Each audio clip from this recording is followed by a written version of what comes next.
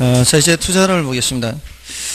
사실 제가 예전에 경제학을 공부할 때, 정말 공부라는 생각으로 이 책을 봐서 그런지 그런 걸 뼈저리게 느끼지를 못했는데, 가면 갈수록 이렇게 이제 느끼는데, 조세례를 부과한다는 것이 이렇게 굉장히 이제 자원배분 측면에서 굉장히 문제를 많이 발생시키거든요.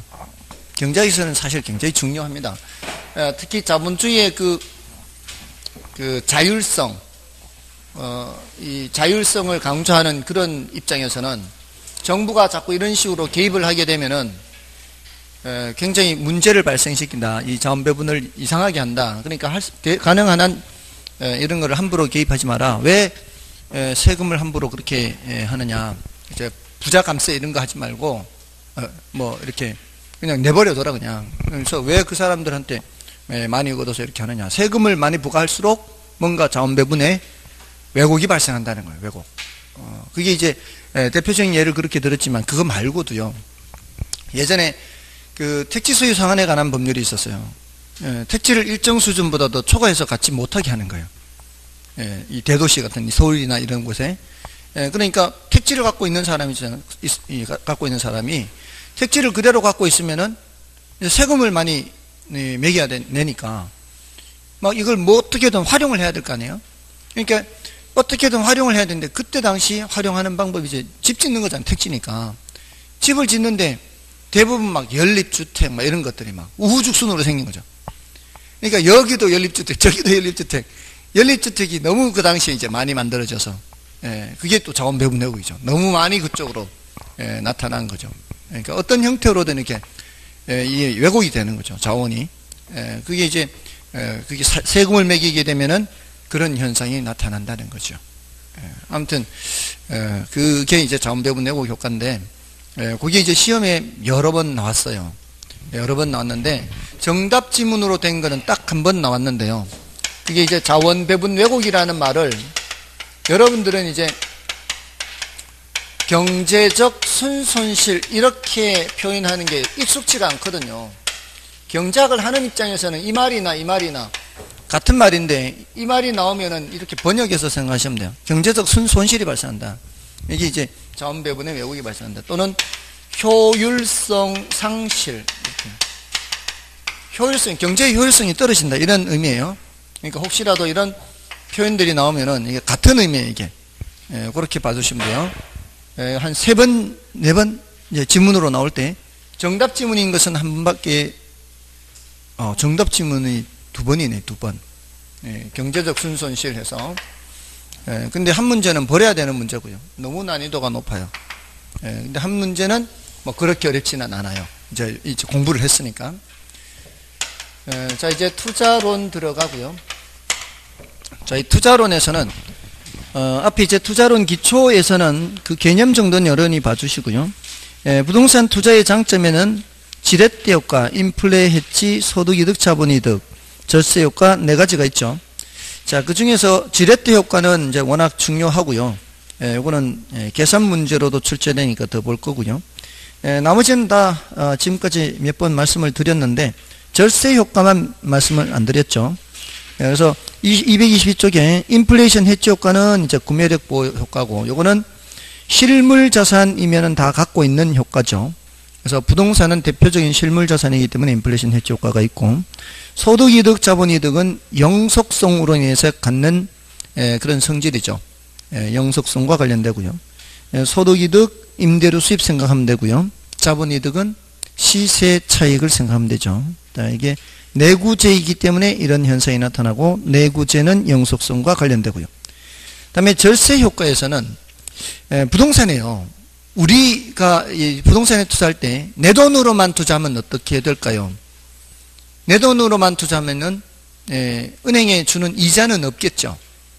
근데 이제 대신 그만큼 이자 비용도 공제를 받지 못하겠죠. 이자 비용을 공제를 받지 못해. 이자 비용은 비용으로 인정을 해주죠. 그리고 감가상각비 같은 것도 비용으로 공제를 해주죠. 그 비용으로 공제되는 만큼은 절세 효과를 얻을 수 있다. 이런 얘기를 하는 겁니다. 비용 공제되는 만큼. 여러분들 연말정산하는 거 다 아시죠? 연말정산하는 게 다 비용 공제하는 거 아닌가요? 여러분들 이제 근로소득을 받아보셨던 분들은 아실 텐데, 내가 연봉이 1억이라고 해서 1억이 다 버는 게 아니죠. 왜냐면은 내가 그 1억을 버는 활동을 하기 위해서는 반드시 지출해야 되는 비용이 발생합니다. 하루 3끼 먹어야 되고요. 맞잖아요. 또 교통비 발생하죠. 그러니까 기본 공제라는 게 있죠. 기본 공제. 잠도 자야 되고요. 이게 근로소득 하는 그 당사자가 잠자는 숙박비, 식비, 교통비 이런 기본 공제가 있어야 돼요. 자, 그런데 어떤 사람은 자기 독신이고요. 어떤 사람은 결혼을 한 사람이에요. 독신인 사람은 더 이상 다른 비용이 발생하지 않지만 결혼을 한 사람은 처자식도 먹여 살려야 될 거 아니에요. 처자식 먹여 살리는데 비용 발생할 거 아니에요. 그것도 비용으로 보는 거죠. 자, 그래서 뭐 의료비도 발생하고 이런 각종 비용을 이제 인정을 해줘서 그거를 뗀 나머지가 순수히 번 거라고 보는 거죠. 우리가 왜 사업하는 사람들도 매출이 발생하면 매출액을 다 번 돈으로 보는 게 아니라 뭐 월세도 내고 뭐 각종 비용 내고 이걸 다 떼야 순수히 번 돈이라고 생각하는 것처럼 근로소득에서도 각종 그런 비용들을 공제를 해 준다는 거죠. 그래서 이제 여기는 이제 부동산에서는 그렇게 공제를 한다는 얘기예요. 그 감가상각비, 특히 이자 비용, 감가상각비와 이자 비용을 비용 공제해서 절세 효과를 얻는다. 근데 우리 같은 사람은 굉장히 억울해요. 저 같은 사람은. 우리는 이제 사업자처럼 취급해요. 우리가 버는 것들은 사업자처럼 취급하는데, 거기 이제 비용 공제를 이제 다른 업종과는 달리 우리는 교통비가 엄청 발생하거든요. 길바닥에 까는 돈이 엄청나요. 이걸 다 비용 공제를 해줘야 돼요, 사실은. 근데 우리는 그런 거 일일이 다 이렇게 공제를 안 해주거든요. 예, 그리고 여기에 무대에 서는 사람이기 때문에 의상비도 좀 공제를 해줘야 되거든요. 근데 이런 거 일일이 다 이 개인한테 맞춰서 법이 규정되어 있는 게 아니라서, 사실 지난주에도 제가 말씀드렸지만 저 별로 버는 게 없어요. 남는 게 없어요. 벌어봤자 남는 게 없어요. 별로 소득이 높지 않습니다. 아무튼 그렇게 굉장히 불쌍한 사람이에요. 아무튼 비용 공제 그렇고요. 다음에 이제 부동산 투자의 단점. 자, 이건 낮은 황금성 뭐 이런 것들은 좀 체크를 하더라도 이제 유동성이 낮지 않습니까? 그래서 급하게 매각하려고 할 때는 가치 손실이 크죠. 나머지는 뭐 참고로 보시고요. 자, 지레트 효과는 이제 워낙 중요하니까 계산 문제를 한 번 더 다뤄보겠습니다. 자, 계산 문제 224쪽에 계산 문제 있죠. 자, 지난번에 계산 문제 푸셨죠? 안 푸셨나요? 풀었죠? 지난번하고 약간 다르게 하기 위해서 숫자를 바꿀게요. 여러분들도 이렇게 숫자를 바꿔서 계산 문제 푸는 것도 괜찮아요. 숫자를 바꿔서 같은 문제라도 푸는 이제 그 순서가 똑같잖아요. 이걸 자꾸 익숙하게 하다 보면은, 그러다 보면 이게 익숙해지거든요.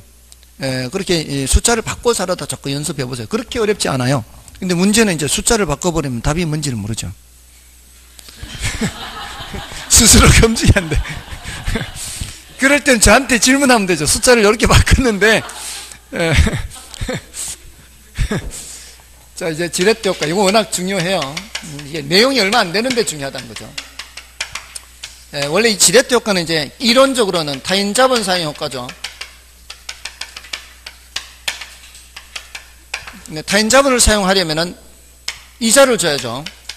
그래서 그 주는 이자율보다는 뭐가 높아야 돼요? 총 자본 수익률이 높아야 되죠. 그럴 때 지분 수익률이 더 커지게 되는 것. 이게 이제 우리가 원하는 정의 지렛대 효과예요. 우리는 당연히 이걸 원하는 거죠. 정의 지렛대 효과. 빌려온 돈보다도 더 높은 수익을 얻는 거죠. 내 돈과 남의 돈 섞은 게 더 높을 때는 이자만큼만 주고 남는 건 나한테 얹어지기 때문에, 얹기 때문에 지분 수익률이 더 커지죠. 이자율을 이걸 저당 수익률이라고도 합니다. 자, 요 이자율과 총자본 수익률과 지분 수익률의 부등호 방향이 반대가 될 때는 이제 우리가 원하지 않는 부의 지렛대 효과가 되고요. 예외적으로 중립적 지뢰, 영의 지뢰가 나타날 수가 있죠. 이자율과 총자본 수익률이 같을 때는 지분 수익률도 같게 됩니다. 자, 여기서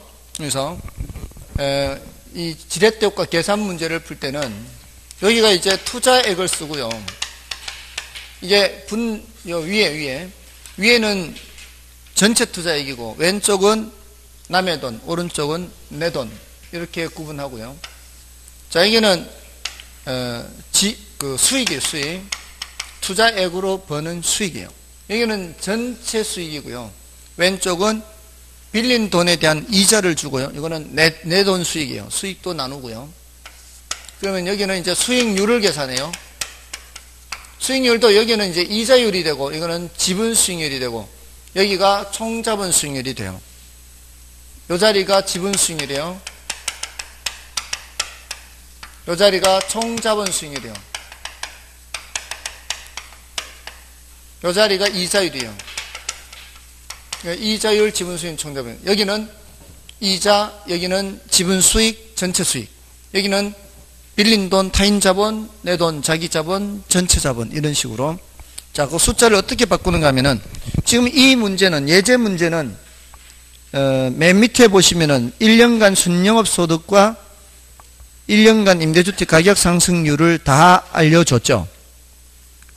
근데 어떤 문제는 가격 상승을 알려주지 않는 문제도 있습니다. 그럴 때는 가격 상승을 뭐라고 보면 돼요? 0%라고 보면 돼요. 0. 근데 여기서는 명시적으로 2%를 0%로 바꿀게요.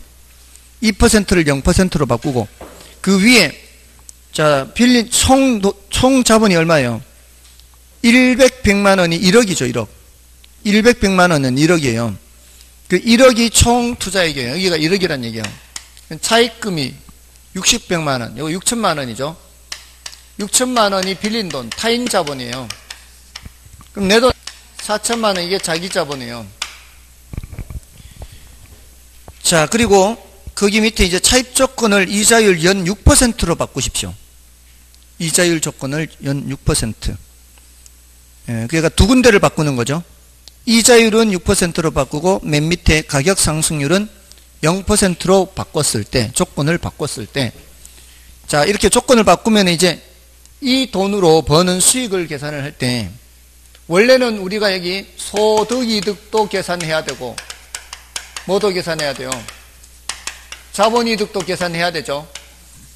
부동산 투자에서 버는 수익은 두 가지, 소득이득, 자본이득인데, 지금 이제 바꾼 조건으로는 자본이득이 0이죠. 바꾼 조건으로는 자본이득이 0이에요. 뭐만 고려하라는 얘기예요? 순영업소득만 고려하라는 얘기예요. 순영업소득 얼마? 800이죠. 네, 여기 이제 800만 고려하라는 얘기예요. 됐습니까? 자, 요거를 전체 1억이 800 벌었다 이 뜻이죠. 1억이 800 벌었는데 요거를 어떻게 나누라고요?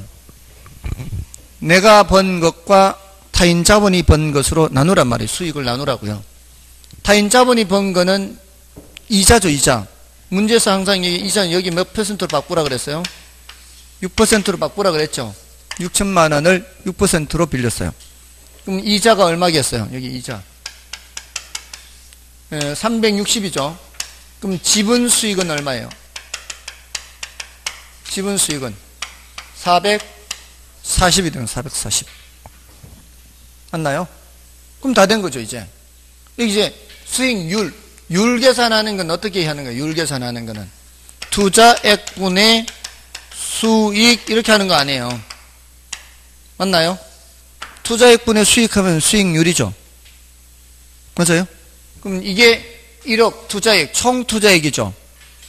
총 투자액이 800 벌었어요 할 때는 총 자본 수익률이 나오는 거고 6천만 원이 360 벌었어요 하면은 이자율이 나오는 거. 어차피 이거 이자율은 계산할 필요가 없죠. 이 360이 요거 곱해서 나온 거니까. 그러면요 4천만 원이 얼마 벌었어요 그러면 440 오른쪽에 거 길이는 오른쪽에 거 번 거고 왼쪽은 왼쪽이고 매니어는 매니어 이렇게 짝을 지으면 된다 이 말이에요. 됐나요? 그러면 4천만 원이 얼마 벌었으니까 4천만 원이 440 벌었으니까 440 나누기 4천 하면 될 거 아니에요. 그럼 몇이에요? 0.11 이렇게 나오겠죠. 예, 이러면 몇 퍼센트? 11% 이렇게. 됐나요? 전체 얼마 투자했어요?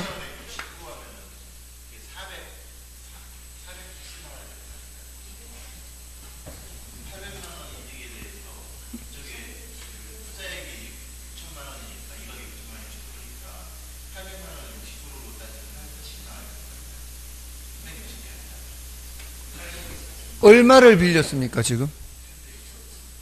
빌린 돈이 6천만 원이요. 몇 프로를 빌렸죠? 예, 남의 돈 6천만 원을 빌릴 때 6%로 빌렸어요. 그럼 이자를 얼마 줘야 된다는 얘기예요? 66이 36, 360을 줘야 된다는 얘기죠. 예, 이거는 수익이고, 800은 이제 1억으로 번 돈이 800이고. 됐나요? 1억으로 번 돈이 800이에요. 근데 그 800이 다 내 것이 아니에요. 1억이 다 내 돈으로 투자했으면 800이 다 내 것이죠. 근데 남의 돈 빌려서 투자를 했기 때문에 800이 다 내 것이 아니고, 빌린 돈 6천만 원에 대한 이자, 66이 36, 360만 원 이자 줘야 되니까, 800 중에 360만 원 주면은 남는 거는 440이죠. 이걸 이제 나누는 거예요. 이렇게 나누는 거예요. 요거 나누는 것처럼. 맞습니까? 자, 그 다음에 수익률은 어떻게 계산해요? 수익률은 이게 분모, 이게 분자. 이게 총자본 수익률이에요. 이게 분모, 이게 분자. 이거 이자율 이거고요. 이게 분모, 이게 분자. 이게 투자액이 여기 있잖아요. 투자액이 왼쪽, 수익이 중간. 이게 분모, 이게 분자란 말이에요. 됐나요? 자, 세 개의 T자 그려놓고 총 투자액이 얼만데 남의 돈, 내 돈 얼마다 이렇게 해놓고 총 투자액으로 번 거는 두 가지. 여기 들으세요. 총 투자액으로 번 돈은 소득이득도 있고 뭐도 있어요. 소득이득도 있고 원래는 자본이득도 있는데 두 개. 소득이득은 임대료 수입으로 번 것도 있고 자본이득은 부동산 가격이 올라가서 번 것도 있는데 이 문제에서는 제가 부동산 가격이 올라가서 번 거는 아무것도 없다라고 봤잖아요. 작년에 산 돈이나 이거 똑같다고 보고 임대료 수입만 800 발생했다고 보고. 됐나요? 근데 그 임대료 수입 800 받은 것 중에서 얼마 줘야 되니까 이자를 360 줘야 되니까 나한테는 얼마밖에 안 남아요. 440 남았죠. 자, 근데 남의 거 빌린 거 줬으니까 이건 내 거잖아요. 내 거. 근데 내 돈 얼마 투자했으니까 4천 투자했으니까 4천으로 얼마 벌었어요? 440 벌었죠. 맞나요? 그래서 4천분의 440 해서 0.11 계산기 두드리면 나와요. 그러면 11% 이렇게 됐습니까? 자, 그러면 총자본 수익률을 계산하세요. 뭐 어떻게 해야 돼요? 총자본 수익률 계산하세요. 그러면 1억으로 800 벌었으니까 몇 프로? 8% 이렇게 된다고요. 그러니까 이거끼리 짝지면 총자본 수익률, 이거끼리 짝지면 지분 수익률 11%. 빌리기는 얼마 빌렸는데? 6% 빌린데 6%, 8%, 11% 이렇게 나왔죠? 6%, 8%, 11% 이렇게 나온다 이 말이에요. 여기 빌린 건 6%, 여기는 8%, 여기는 11%. 뭐가 발생하고 있어요 지금? 정의 지렛대 효과가 발생하고 있죠. 맞나요? 6%, 8%, 11%. 안 되면 패스. 이제 앞으로 이제 입장 정리해야 돼요. 아, 이건 안 되겠구나. 패스. 이게 입장 정리입니다. 아시겠어요? 고민을 좀 더 해보시고, 내가 풀만한 문제면은 하고, 안 그러면은 패스. 자, 이제 위험과 수익 보겠습니다. 자, 위험과 수익 보면 이제, 위험의 개념에서, 위험이란 실현된 결과가 예상한 결과로부터 벗어날 가능성을 뜻한다. 예상한 결과로부터 크게 벗어나는 것은 위험이 큰 거고요. 적게 벗어나는 것은 위험이 적은 것이죠. 자, 요 위험을 밑에 이제 측정한다 할 때 위험의 측정 방법 있죠. 투자안의 위험은 표준 편차나 분선으로 측정하며 수익은 평균, 가중 평균으로 측정한다. 이렇게 되어 있습니다. 자, 우리가 이제 위험이라고 하는 것은 예상치로부터 벗어날 가능성인데, 우리가 이제 이럴 수도 있고 저럴 수도 있는 것을 나타낼 때, 보통 평균적으로는 5%라고 하더라도요, 반드시 5%가 나타나는 경우는 그렇게 많지 않죠. 더 나올 수도 있고 보통 덜 나올 수도 있죠. 자, 근데 어떤 거는 더 나올 수도 있고 덜 나올 수도 있는 그 범위가 이렇게 크게 나타나는 경우도 있고요. 어떤 경우는 이렇게 5% 근처에서 뭐 잘 나와도 7%, 못 나와도 3%. 이거는 잘 나오면 한 10 몇 프로, 못 나오면 마이너스 몇 프로. 평균은 몇 프로도, 평균은 5%라도 이 평균이 평균. 자, 이게 평균은 5%라 해도요. 이게 바로 뭘 나타내는 거예요? 수익률을 나타내는 수익률. 수익률은 똑같이 5%라도 이 말이에요. 어떤 게 위험이 더 커요? 이쪽이 위험 더 크죠? A보다 위험이 더 큰 게 얘죠, 얘. 맞나요? 잘 나오면 크게 잘 나올 수도 있고 못 나오면 마이너스 될 수도 있고. 됐나요? 그래서 이 떨어진 정도를 편차라하고요. 이걸 통계적인 방법으로 계산한 거를 표준 편차 이렇게 해요. 표준 편차. 편차가 누가 더 커요? B가 더 크죠. 그러니까 이걸 말할 때는 이제 표준 편차라고 이제 하고 또 표준 편차를 제곱한 거를 분산이라고 그래요. 굳이 이거를 우리 계산할 필요는 없는데 개념은 알아야 된다고요. 표준 편차나 분산이나 다 뭘 나타내는 표현이에요? 위험을 나타내는 표현이다 말이에요. 됐죠? 자, 근데 수익은 평균은 뭘 나타내는 개념이다? 수익률. 그러니까 위험을 측정하는 거는 뭘로 측정하고? 표준 편차나 분산으로. 수익률은 뭘로 나타낸다? 가중 평균. 가중은 생략할 수 있다 그랬죠. 자, 이렇게 이제 위험을 측정해서, 자, 오른쪽에 이제 투자자의 위험에 대한 태도가 있죠. 위험 회피형도 있고, 위험 추구형도 있고, 넘어가면 위험 중립형도 있어요. 자, 세 유형이 있는데, 위험 회피형이 뭐예요? 물으면 이렇게 하면 돼요. 위험 회피형은 수익이 똑같이 예상될 때 위험이 작은 걸 선택한다, 큰 걸 선택한다. 위험이 작은 걸 선택하는 사람이 위험 회피형이에요. 그러면 위험 추구형은 뭐예요? 똑같은 수익이 예상될 때 위험이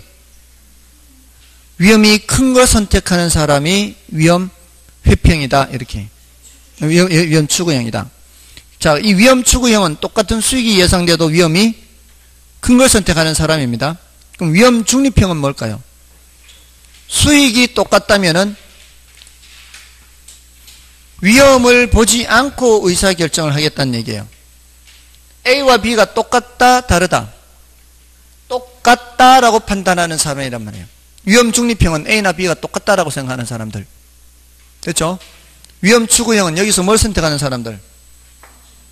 B를 선택하는 사람들. 위험 추구형. B 선택하는 사람 위험 추구형. A 선택하는 사람 위험 회피형. 똑같다고 생각하는 사람 위험 중립형. 이렇게 우리는 어떤 사람을 전조한다? 위험 회피형을 전조한다. 자, 그럼 되고요.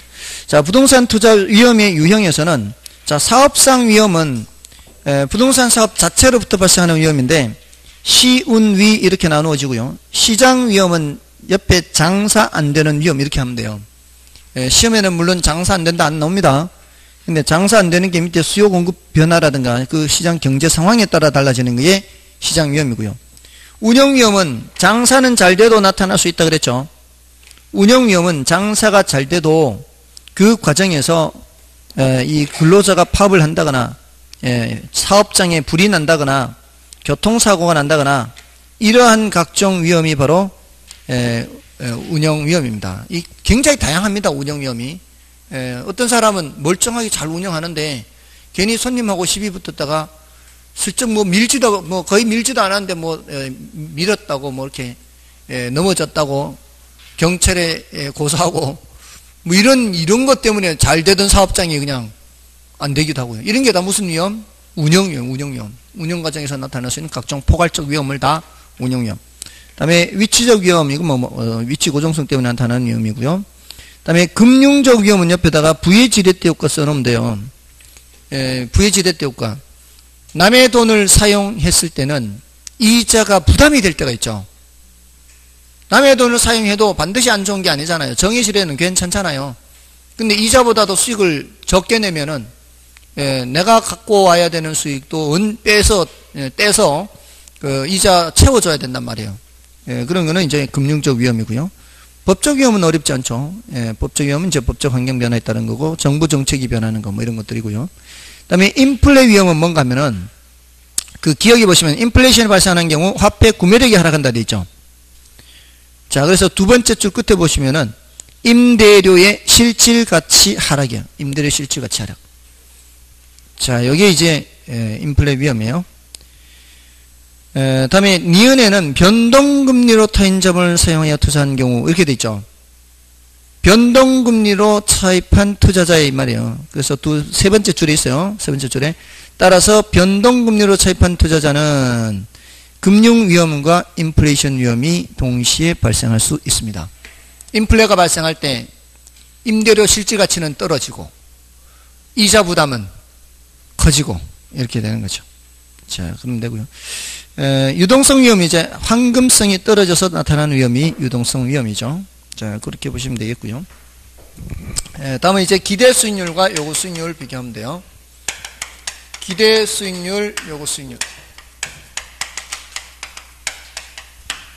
자, 기대 수익률은 투자로부터 예상되는 수익률을 말해요. 자, 넘어가시면은 232쪽에 그 예제, 조금 전에 수익률 요거 어떻게 한다 했어요? 가중평균 한다 그랬죠?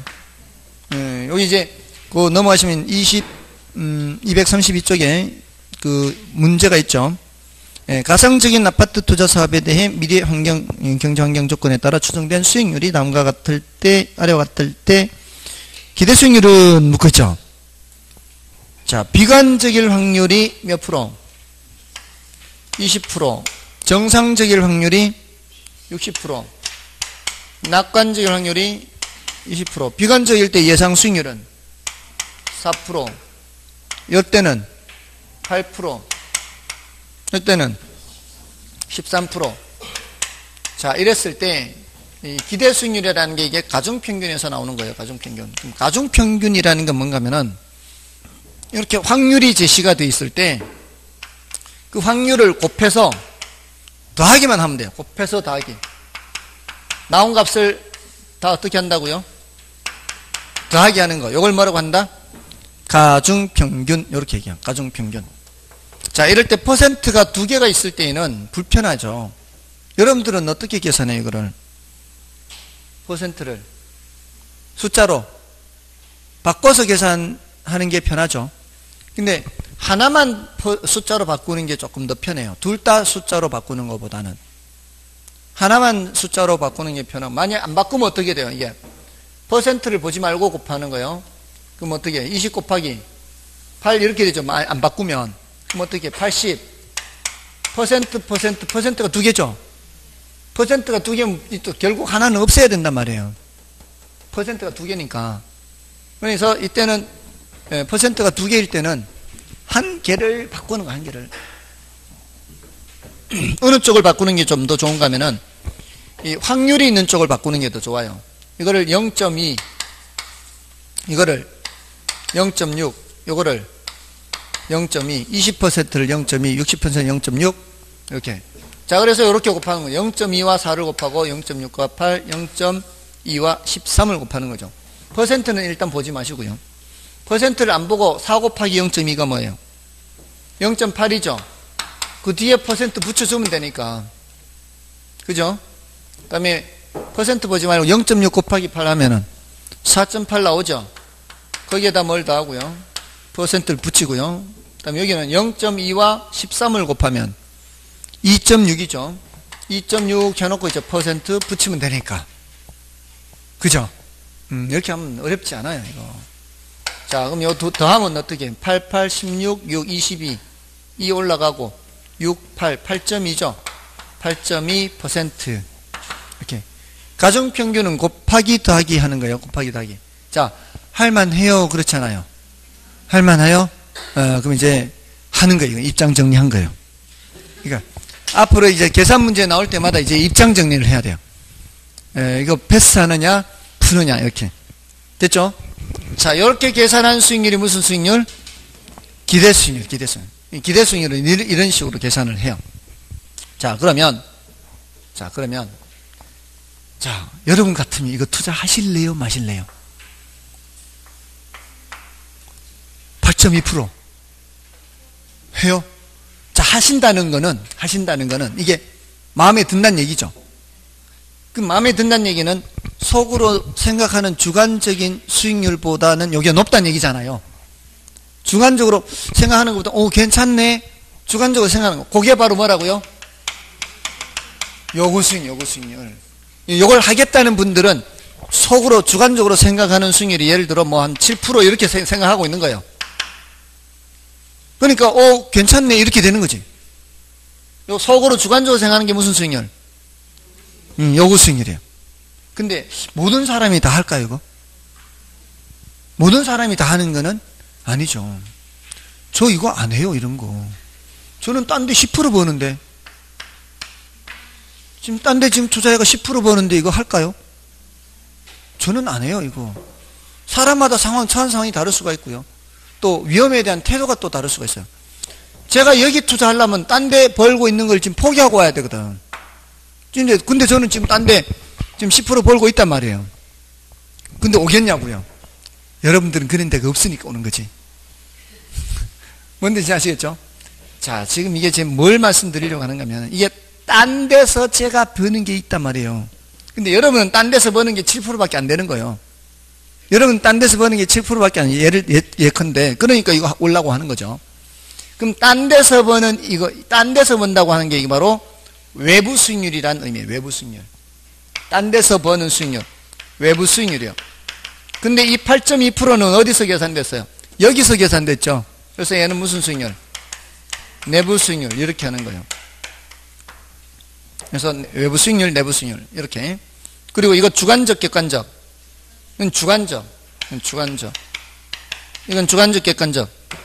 객관적. 이렇게. 주관적, 객관적. 그 다음에 이거는 자본의 기회비용이다. 이런 표현을 써요. 자본의 기회비용이다. 왜 기회비용이란 말을 써요? 자, 이 기회비용이라는 개념은 어떤 의미의 비용인가 하면은 내 주머니에서 나가는 의미의 그런 비용이 아니고요. 들어오는 돈이 안 들어오면은 그것도 비용으로 보는 거예요. 예를 들어서 내가 벌어야 될 걸 못 벌잖아요. 10%를 벌던 거를 포기하고 이리 가야 될 거 아니에요. 벌던 거를 못 버는 것도 뭐라고 보는 거예요? 비용으로 보는 거죠. 맞나요? 그런 의미의 비용을 기회비용 그래요. 그래서 자본의 기회비용과 같아요. 그래서 이게 더 크다면 이 말이에요. 이쪽에 비용이 더 큰 거죠. 이게 요구 수익률이 더 크다는 것은 비용이 더 큰 거예요. 그러니까 채택이 기각이에요. 이럴 때는 기각하는 거죠. 안 하는 거죠. 여기서 10% 버는 거를 포기하고 이쪽으로 8.2% 가겠냐고요. 이때는 기각 안 하는 거예요. 그래서 이게 이제 채택 기준이죠. 이쪽이 더 크거나 같아야 채택하는 거고요. 요구 수익률이 더 크면 기각을 하는, 이쪽이 더 크면 기각, 이쪽이 더 크거나 같아야 채택, 이렇게 되는 거죠. 자, 요 채택 기준도 함께 알아두시고요. 자, 그래서 233쪽에 이제 그 요구 수익률 해서 그것만 조금만 더 체크할게요. 그 투자자가 대상 부동산에 자본을 투자하기 위해서 요구하는 최소한의 수익률을 말하고요. 요구 수익률은 해당 부동산에 투자했을 경우에 포기해야 하는 대체 투자의 수익률이라는 점에서 그것은 자본의 기회비용 의미를 갖습니다. 또한 제일 어려운 표현인데요. 요구 수익률은 차선의 투자안에 대한 기대 수익률의 의미를 갖고 있어요. 자, 이게 제일 어려운 표현인데 A, B, C 여러 투자안들이 있어요. 자, 각각의 기대 수익률을 계산해 볼게요. 11%, 10% 순서대로 나열했어요. 이거는 누구의 기대 수익률? B의 기대 수익률. 이거는 누구의 기대 수익률? C의 기대 수익률. 자, A에 투자할까 말까를 고민하는 사람이 A 아직 계산은 안 했지만 최소 몇 프로 이상은 나와야 돼요? 11% 이상은 나와야 될 거 아니에요. 맞나요? A에 대해서 요구하는 수준이 말이에요. A의 요구 수익률은 바깥에 있다고요. 외부에. A의 요구 수익률은 몇 프로? 11%. 아직 계산 안 했잖아요. A의 내부 수익률은 계산 안 했습니다. A의 내부 수익률 아직 계산 안 했고 A의 외부 수익률, 요구 수익률은 몇 프로? 11%. 이거는 A에 있는 게 아니고 A 바깥에 있어요. 그 중에서 가장 큰 놈이 A의 요구 수익률입니다. 맞죠? 포기해야 돼. 이걸 투자하느라고 얘네들을 포기한다면 그 중에 가장 가치가 높은 게 기회비용이 되는 거예요. 그죠? A의 기회비용은 몇 프로? 11%. A의 요구 수익률 11%. A에 투자하는 사람의 주관적 수익률이 11%란 말이에요. 자, 그런데 이게 12%가 된다면 하는 거예요, 마는 거예요? 하는 거죠. 12%라면. 그럼 이게 12%는 A의 기대 수익률이죠. 맞나요? A의 요구 수익률은 몇 프로? 11%. 그러면 A의 요구 수익률은 차선이에요, 최선이에요? 차선이죠, 이게. 최선은 어디 있어요? 여기 있잖아요. 요구 수익률이라는 거는 차선이에요, 차선. 차선 입장, B 입장에서는 얘가 요구 수익률이에요, 기대 수익률이에요? B 입장에서는 기대 수익률이죠. A 입장에서는 요구 수익률이지만 B 입장에서는 기대 수익률이라고요. 그러니까 A의 요구 수익률은 B의 기대 수익률이라고요. 맞나요? 어떤 투자안의 요구 수익률은 차선의 기대 수익률이라고요.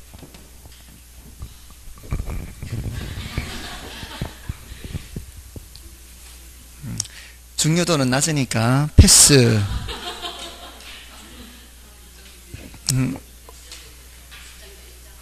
어떤 것의 요구 수익률이라는 것은 차선의 입장에서는 예상 수익률, 기대 수익률과 같은 의미를 갖고 있다 이 말이에요. 예, 안 되면 패스하면 돼요. 정신 건강을 생각하면 자, 넘어가시면 이제 마지막 주제라고 볼 수 있는데요. 그 234쪽에 그 위험과 수익, 예, 가치 관계죠.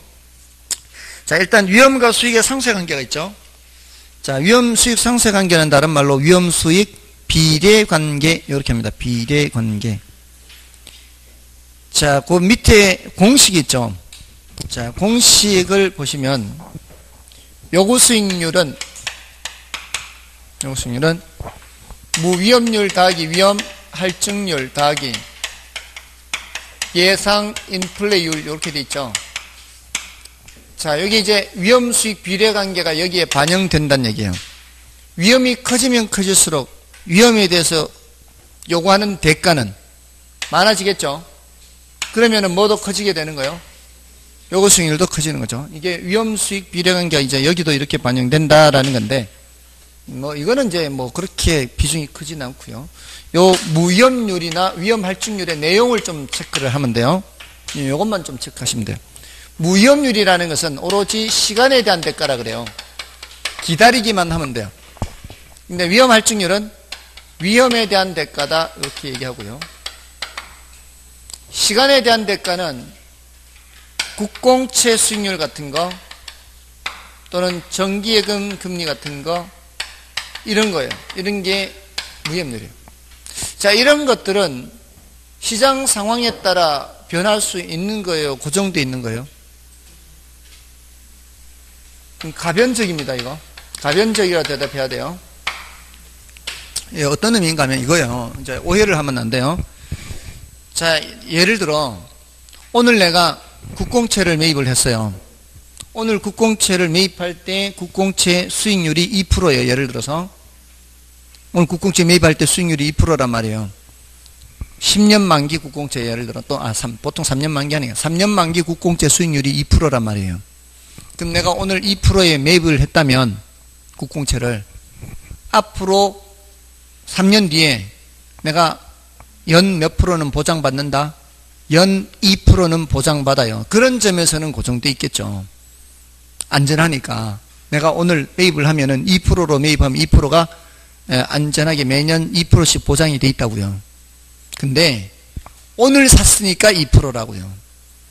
어제는 1.9%일 수도 있거든요. 내일은 또 2.1%가 될 수도 있어요.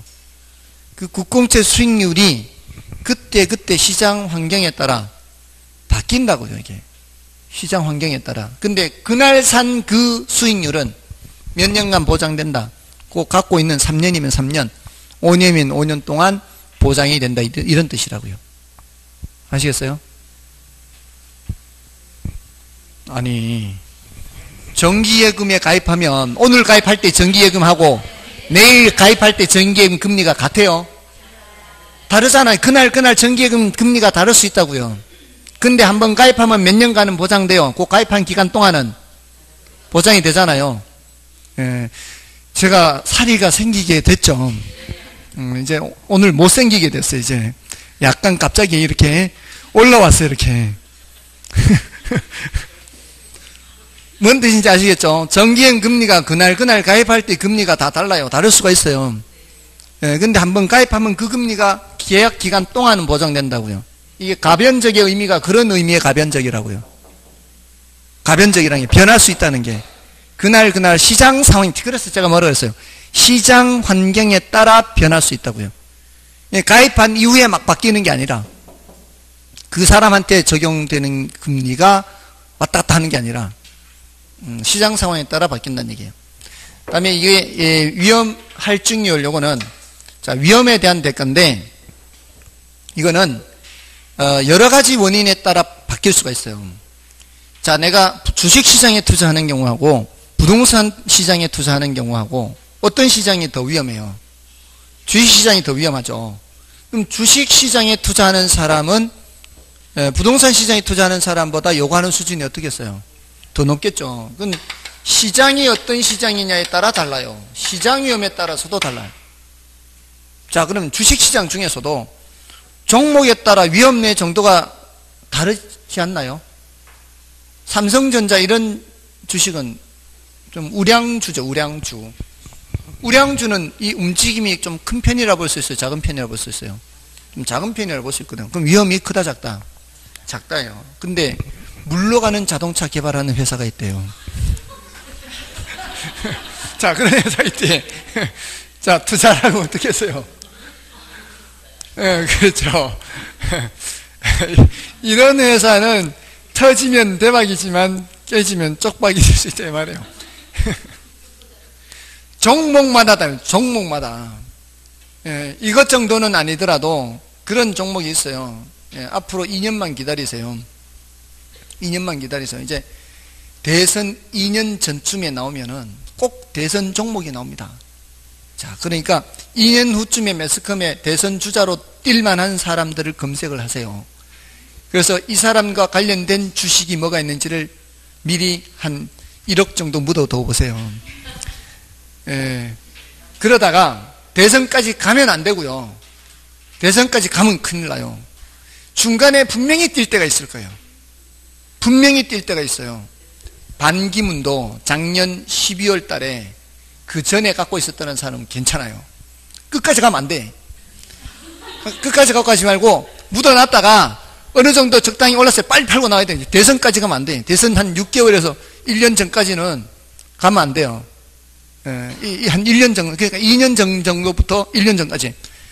자, 이런 종목에 투자하는 사람은 이 말이에요. 이런 종목에 투자하는 사람 요구하는 수준은 어떻게 했어요? 엄청 높다고요. 그러니까 개별 종목마다 어떻게 해요? 요구하는 수준은 다르겠죠? 맞아요, 아니에요. 시장 자체도 있지만 그 개별 투자안에 따라서도 위험이 높은 게 적용이기 때문에. 부동산은 안 그러겠어요? 부동산도 주택 같은 경우에는 비교적 안전한 편이지만 상공업용 부동산 조금 더 위험하고요. 그렇지 않나요? 그런 거죠. 그 다음에 위험에 대한 태도에 따라서도 달라요. 위험에 대한 태도. 위험을 싫어하면 싫어할수록 어때요? 똑같은 위험이 증가해도 위험을 싫어하는 사람한테 야 저거 해라, 위험을 그렇게 싫어하지는 않는 사람한테 저거 해라 했을 때 어떤 사람이 도리질을 하면서 안 하려고 하겠어요? 도리질이 뭔지 아시죠? 그러니까 어떤 사람이 안 하려고 하겠어요? 위험을 크게 싫어하는 사람이 안 하려고 할 거 아니에요. 위험한 걸 하라고 할 때, 그럴 때 누구한테 뭔가를 더 얹어주면, 누구한테 더 많이 얹어줘야 한단 말이에요. 크게 싫어하는 사람한테는 더 많이 얹어줘야, 너는 이거 더 줄게 해야 할 거란 말이에요. 그러지 않겠어요? 서리 해봤어요, 서리 할 때 어떤 놈은 막 서리하면 혼나니까, 걸리면 혼나니까 안 하려고, 어떤 놈은 그냥 하지 이런 놈이 있고, 이 동네 그 형이 둘이 똘마니 시키는데 도리질 하면서 안 하는 놈한테는 어떻게 하면 할 수도 있어. 얘가 너는 더 줄게. 너는 더 줄게. 뭔 뜻인지 아시겠어요? 너는 더 줄게. 위험을 싫어할수록 어떻게 더 많이 줘야 된다고요. 근데 위험을 싫어하는 사람들도 위험 싫어하는 사람이에요. 다 싫어하는 사람도 보수적 투자자가 있고 공격적 투자자가 있어요. 둘 다 위험을 싫어하는 사람인데 누구한테 더 많이 줘야 투자를 한다고요? 보수적인 사람한테 더 많이 줘야 된다고요. 이걸 위험을 더 싫어하는 사람이에요. 됐나요? 이런 사람한테. 위험에 대한 태도에 따라 달라지는 거예요. 자, 그러면 무위험률하고 위험할증률이 관계가 있을까요? 없을까요? 조금만 더 생각해 보세요. 없을 무자예요. 없을 무자. 한자.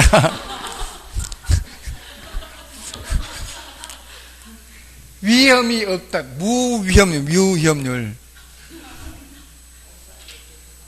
얘는 관계가 없다고. 얘는 무위험률하고 위험할증률하는 거 아무 관계가 없다고요.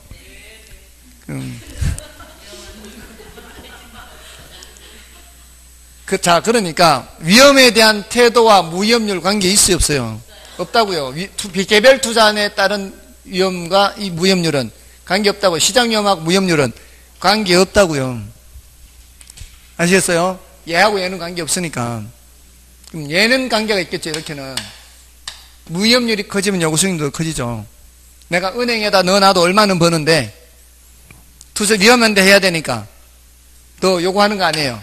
근데 은행에 넣어놓는 이자가 더 올라간다면 위험한 거 투자할 때는 더 많이 올라가야 될 거 아니에요. 그만큼 이게 올라가면 이것도 올라가야 될 거 아니에요. 이거 올라가면 이것도 올라가야 될 거 아니에요. 이렇게는 다 관계가 있다 이 말이야. 이렇게는 다 관계 있는데 무위험률과 위험할증률은 아무 관계가 없다 이 말이에요.